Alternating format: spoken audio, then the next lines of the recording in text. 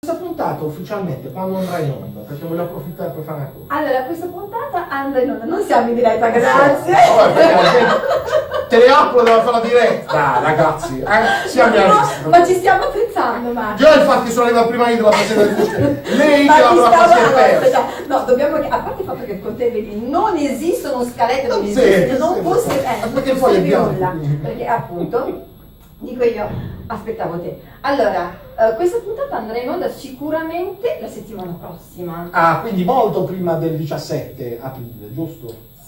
Sì. Allora io mi assumo io completamente responsabilità, lo dico anche al Va bene, io sono un po' Teleapple. sono un po' a te. Faccio io roba. Fa lui. Signor Teleapple, me la de chi? Cioè, roba mia, Ok, rispondo io. signor Fiore Teleappola. Un fiore. È un Io già fiore. da qua sento il profumo. Siccome il 17 c'è Sì. un referendum, che è un referendum Sì. abrogativo per Sì. andare a votare, Sì. andiamo a votare, io voglio lanciare questo messaggio. Sì.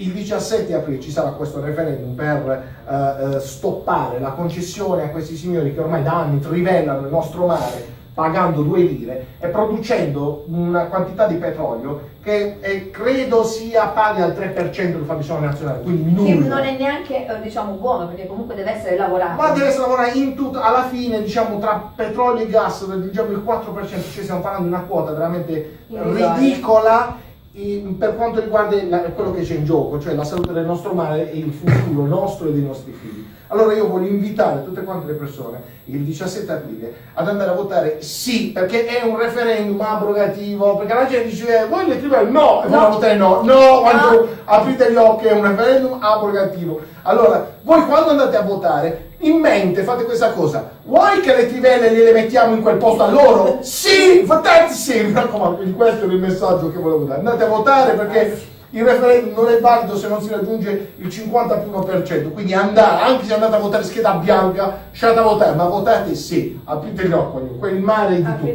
vero, è vero, anche perché il nostro mare è bellissimo, ce lo indica. Soprattutto ad Altamura, sta un mare ad Altamura. Ad Altamura avete il pane, il mare e il punto, che le tre cose sono il PMP, pane e punto. No, io non ce la faccio con te.